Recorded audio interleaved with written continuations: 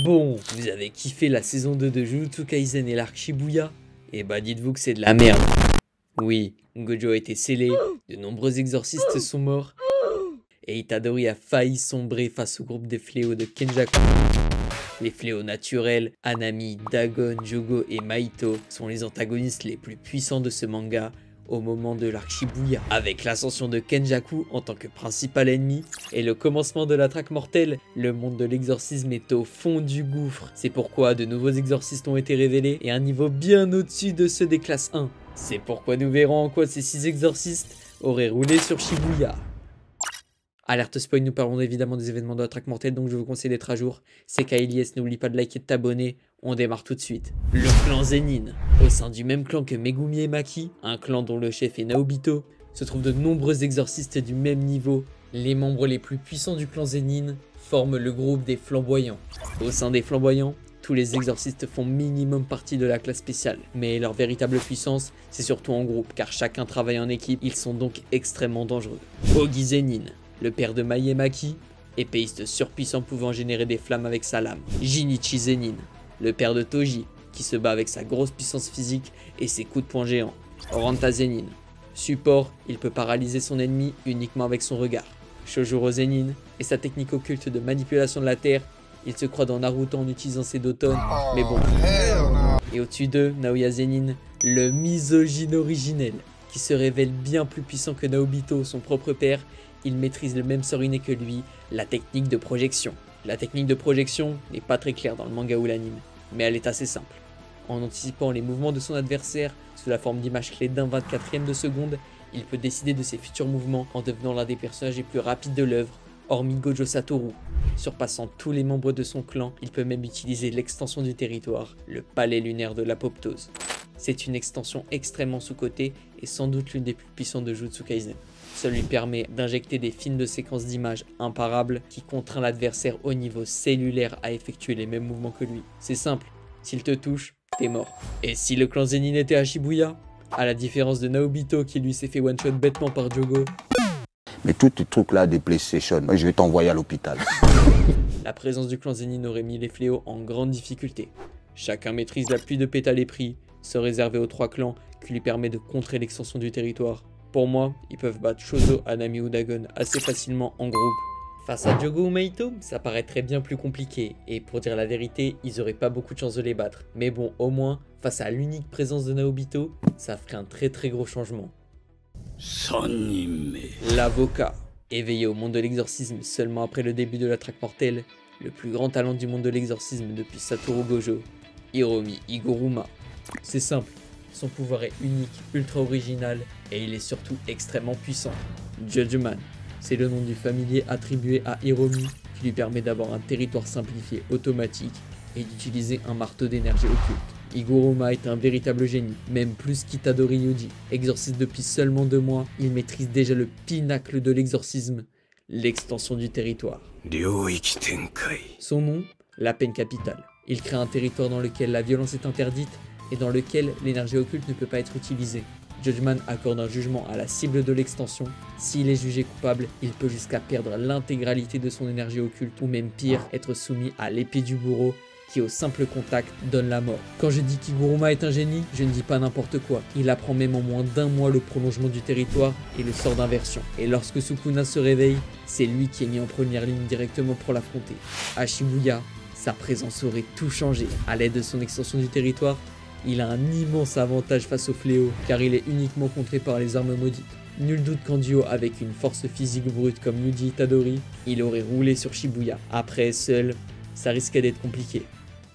Épisode de Naruto Shippuden, petit jacuzzi, avec le poteau. Et je vous souhaite une bonne soirée la famille, bisous. Ah là, on est bien.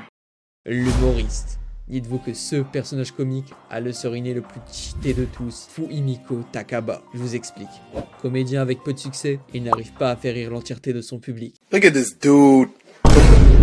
Cela ne lui empêche pas de pouvoir réaliser tout ce qu'il imagine et même outrepasser l'infini de Gojo Satoru. Le nom de son sort inné, comédien. Ce sort inné permet à Takaba de rendre réel tout ce qu'il trouve drôle. Il peut créer n'importe quelle situation dans son esprit dans laquelle il peut amener son adversaire qui croit être dans la réalité. Vous avez compris, Cet exorciste éveillé grâce à la traque mortelle a un potentiel infini. Il est tout simplement intouchable et aucun fléau du groupe de Mahito ne peut lui faire de dégâts. Sa performance dans le manga a choqué la communauté tout entière et sa présence à Shibuya aurait pu tout changer sans aucun doute.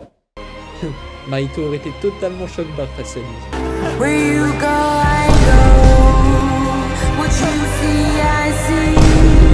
Le problème, c'est qu'il a aucune idée de ses propres pouvoirs. Et même s'il décidait de se battre sérieusement, il est incapable de tuer n'importe qui. C'est la contrainte de son sort.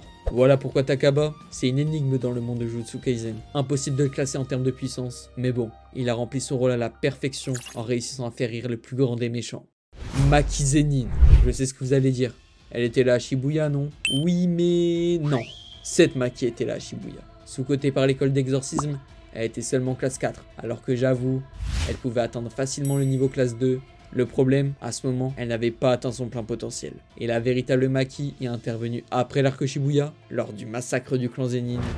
L'éveil de Maki. Elle devient à ce moment l'exorciste la plus puissante physiquement de Jujutsu Kaisen. À l'aide du sacrifice de l'énergie occulte restante de sa sœur Mai Zenin, elle atteint le plein potentiel de son serment inné qui lui confère une puissance physique exceptionnelle contre le rejet total de toute son énergie occulte. Incapable de voir les fléaux depuis son enfance et reniée par son clan, elle devient à ce moment précis la membre la plus puissante de celui-ci. En termes de puissance, elle devient équivalente à Toji en fait. Et le tueur d'exorciste, il était capable de battre assez facilement deux classes S la même journée, comme Geto Suguru ou Gojogen. Lors de son retour à Shibuya, il a même mis une sacrée drill à Dagon sans même le voir, rien qu'avec ses sens.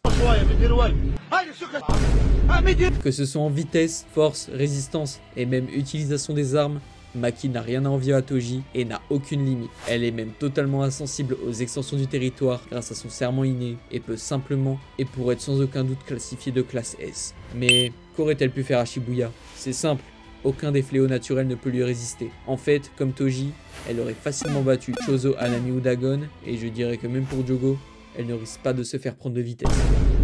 Concernant Mahito, ça pourrait être bien plus difficile. Bah ouais.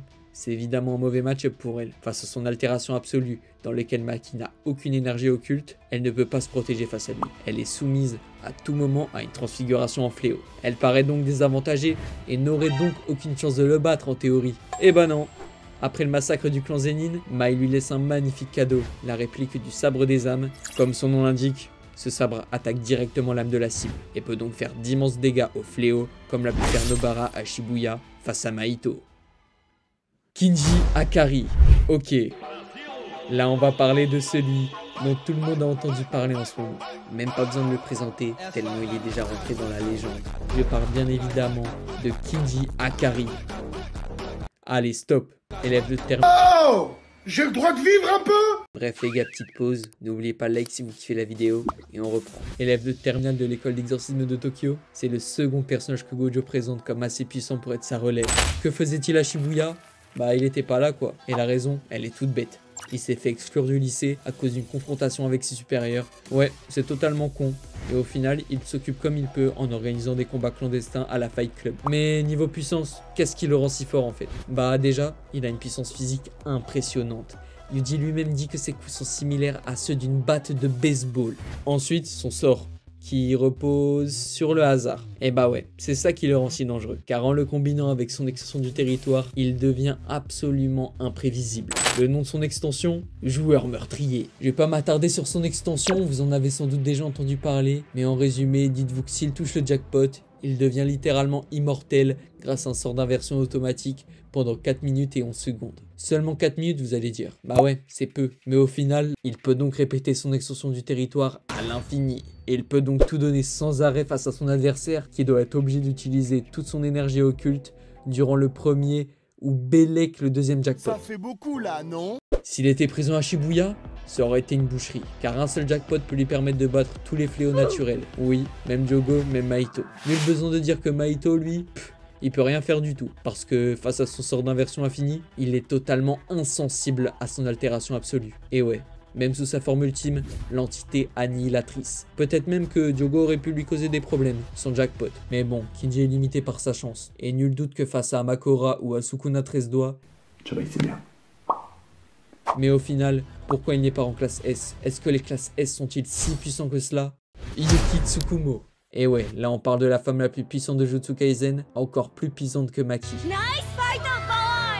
Oui, j'ai dit que Toji et Maki avaient donc le niveau classe S, mais bon, là on parle des vraies classes S, pas des vieux classes S tout pétés comme Gojo ou Geto jeune en fait. Là on parle d'une des 4 seuls exorcistes aux côtés de Gojo, Yuta et Geto, celle qui avait l'occasion de mettre fin au manga à son arrivée fracassante face à Uraume et Kenjaku. Bumbaye, c'est le nom de son sort inné qui est totalement dévastateur. Je m'explique. Elle utilise son familier Garuda, qu'elle utilise un peu comme un ballon de foot en fait, dont elle peut totalement modeler la masse. Et quand je dis totalement, c'est totalement. Le ballon peut atteindre une masse infinie et ne peut même pas changer de trajectoire. En fait, Yuki, avec son ballon, elle fait ce qu'elle veut en fait. C'est une véritable force de la nature. Sa force, sa vitesse et surtout sa résistance sont parmi les plus impressionnants de l'œuvre. Elle maîtrise bien évidemment le sort d'inversion et est mise sur le même pied d'égalité que Kenjaku en termes d'intelligence et de capacité. Pourquoi elle était absente déjà ? Bah, je pense qu'elle devait accompagner Todo et les élèves de Kyoto à Shibuya quoi. Mais Kamaru, je te déteste, sale traître! Si elle avait été présente à Shibuya dès le début, bah il y aurait même pas eu de combat en fait. Les fléaux ne sont pas un danger pour elle grâce à Bumbaye. Elle aurait fait une bouchée entière de l'entièreté des fléaux de groupe de Mahito. Un coin, il a fondu en larmes sur le poulet, il pleurait quasiment, il mangeait le poulet, il avait plus de force, il disait c'est quoi ce poulet? Yuta Okotsu. Et maintenant, on va parler du plus puissant de tous, Yuta Okotsu, protagoniste du film Jujutsu Kaisen 0 et exorciste de classe S. C'est lui le plus puissant exorciste vivant depuis le scellement de Gojo. Dites-vous que ce mec, il est seulement en première parce que c'est le camarade de Maki, Panda et Toge. Pourquoi il était absent durant l'arc Shibuya? Bah dites-vous qu'il y a 6 mois, il a battu un certain Suguru Geto, exorciste de classe S. Il est ensuite parti faire son petit stage en Afrique avec un certain Miguel. Oui, c'est... Je commence à manger, hein. Pourquoi Yuta est-il aussi puissant? Bah c'est simple, et je vais vous l'expliquer tout de suite. Accompagné de Rika, fléau de classe S, considéré comme la reine des fléaux, il est presque totalement intouchable. Sa réserve d'énergie occulte est supérieure à celle de Gojo, et est presque infinie. Tiens, en parlant de Gojo, Yuta c'est un descendant lointain du clan Sugawara, dont vient le clan Gojo. C'est donc le cousin lointain du possesseur du 6e œil. Rien que ça. Son sort inné lui permet de copier n'importe quelle sorte dont il a mangé une partie du corps de l'utilisateur. Que dire de plus? Son talent à l'épée, sa vitesse, qui lui ont permis de one-shot l'un des grands méchants du manga. Je pense que vous avez compris, même sans parler de son extension du territoire, Yuta est le GOAT de son manga. Et en ayant vu sa prestation à Sendai, face à 2 exorcistes millénaires réveillés à la traque mortelle, Ryu et Uro, inutile de dire à quel point Yuta aurait éliminé toutes les menaces présentes. À moins que Makura ou Yuta 13 doigts le battent, je vous laisse débattre en commentaire. En réalité, pourquoi y a-t-il eu autant d'absents à Shibuya? Il est vrai qu'en regardant la vidéo, vous allez vous dire oui bah en fait le casse de Shibuya, il était pas si impressionnant que ça. Bah vous avez totalement raison. Mais scénaristiquement, c'était le choix le plus logique et le meilleur choix possible pour Gege Akutami.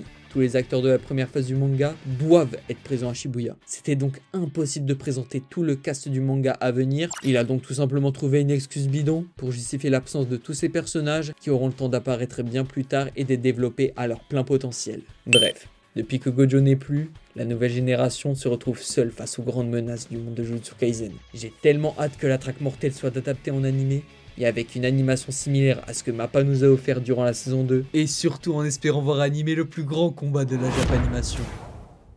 C'est la fin de la vidéo, n'hésitez pas à vous abonner, liker, commenter si vous avez kiffé, et si vous voulez un épisode 2. L'objectif de cette vidéo c'est d'atteindre les 100 likes. Allez, je vous souhaite à la prochaine, tchuss.